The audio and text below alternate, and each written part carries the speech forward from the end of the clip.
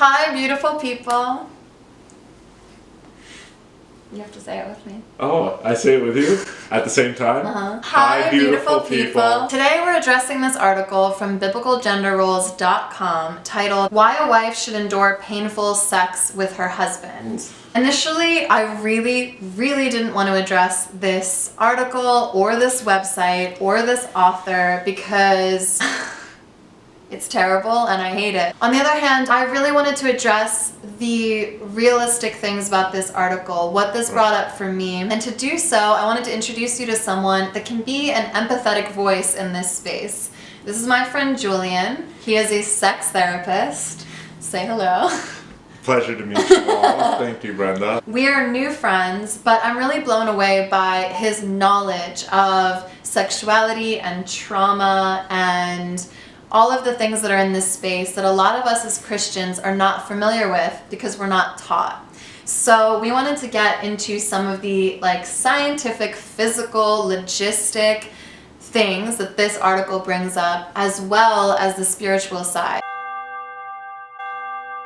I, as an empathetic being reading this article, see a man that is really frustrated in his sex life. Even though this man might be dealing with a sexual partner that is in physical pain, it's causing him emotional pain. Right.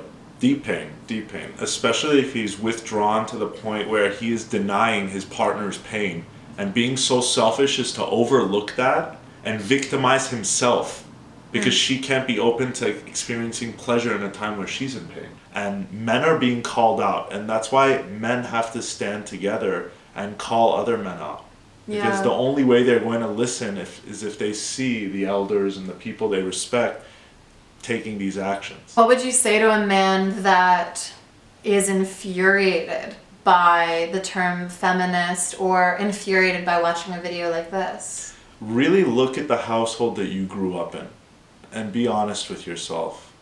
And ask yourself if there was any form of imbalance between what your mom had to say and what your dad had to say, and the ideas that were reinforced, the intellectual topics, the emotional topics. And then you can start to disintegrate through your parents and your parents what you're carrying on and how you want to change that. What kind of rewards could a man stand to have if he chooses to be communicative and actually be gentle and explore his woman's body? I think the best thing in the world is fulfillment, and to find more fulfillment in your partner and in your beloved and the one that you love more than anything that's the most rewarding thing in the world. This is again why a part of my heart goes out to this author, because he's not comprehending how much he's robbing himself of the true sexual experience. I cannot fathom how actually painful it must have been to initially have sex with a woman in pain, and how far away you have to disconnect from yourself, from your spirit, from God, to cause that kind of pain on the woman that said, I do to you. Exactly. The woman that said she would be there for you, to be causing her pain and not know how to get her out of that except by manipulating Bible verses to use on her. Right. I'm sorry to hear that. I'm sorry for his mentality, and I would pray that he can change. He can, and all he has to do is listen. It's quite simple. Yeah. Listen to everything he's been resisting his whole life. Yeah. What does a woman have to endure when she's in sexual pain? It's like someone is hurting your body, or bullying you, or physically attacking you. It's that same principle, and the body registers it the same way.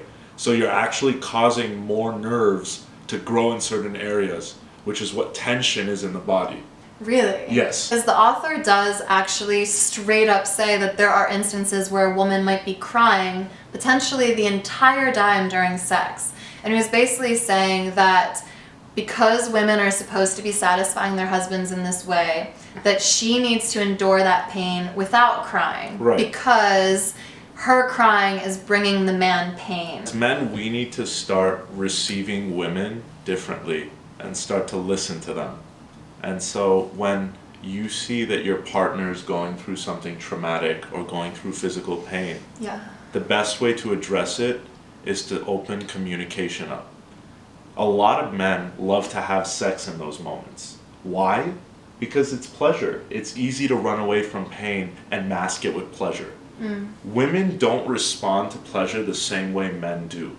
And men need to understand that if you're forcing your own pleasure biologically onto a woman, you're denying the way she comprehends pleasure biologically. This man argues that a woman was made from man, like we were pulled from his rib and created from man, and Right. we were created for the man's sexual pleasure.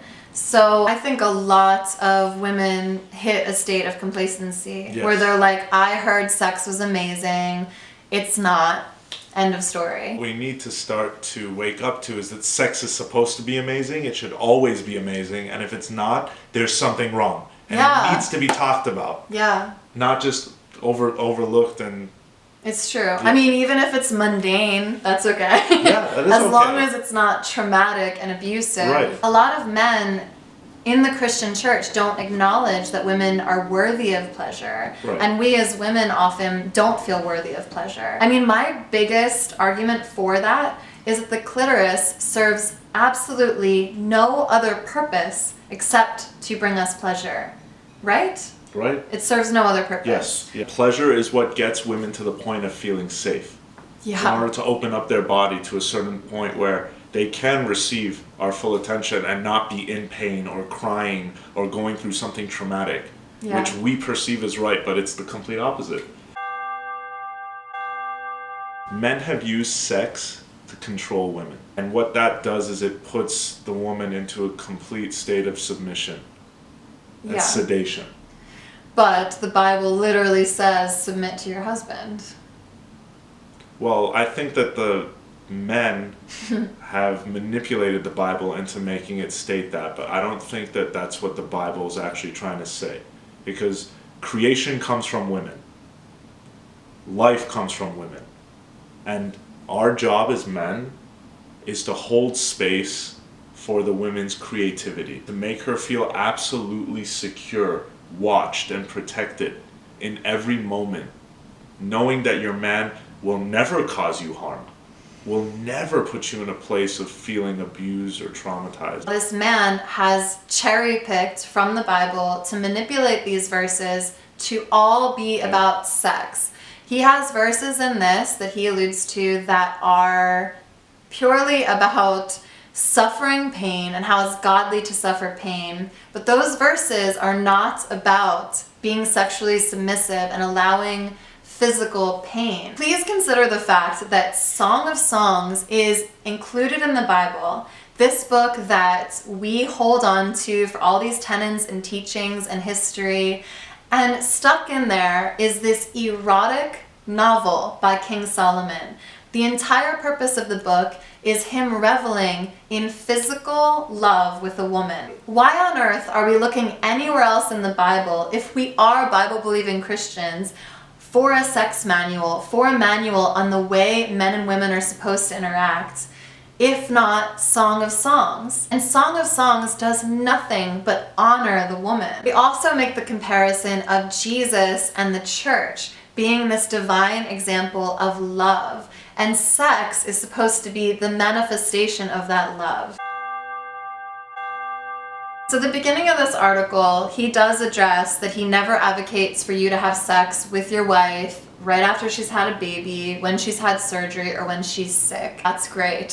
I think we both agree with that. Yes. This author also mentions, for me personally, since I've been married to 2 different women, I divorced my first wife for adultery, I can say I saw this difference play out firsthand. My first wife was telling me to be rougher. So for this man is addressing the fact that women do have different things that turn them on, or different pain thresholds, you could potentially say. Yes, they do. But is that supposed to speak to a woman having chronic pain? It's discovering what type of pain she has first, and then going off that and interacting with her body based on the type of pain she's experiencing. If it's chronic pain, then there are other issues that need to get addressed before you go into pleasure. Well, one of the first reasons that I see is there is an imbalance in their vaginal area. It could be a pH imbalance, it could be an infection. What does it mean to have a pH balance issue. So if there is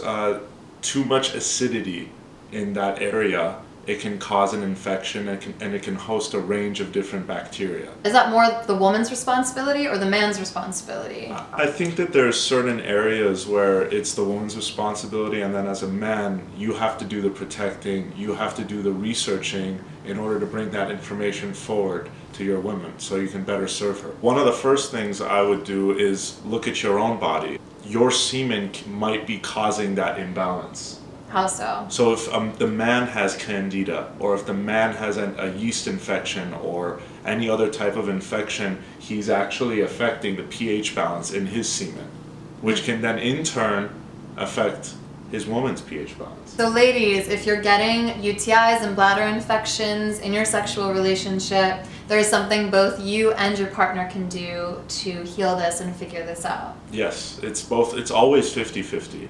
And we shouldn't say it again for the people in the back. We shouldn't be putting this blame on the women. Like you already go through so much as men. We need to take some of the responsibility. It's time that we take some of it so that all the pressure isn't on them and they're not always feeling the pain. What about us? We need to feel some of that pain too and take that responsibility.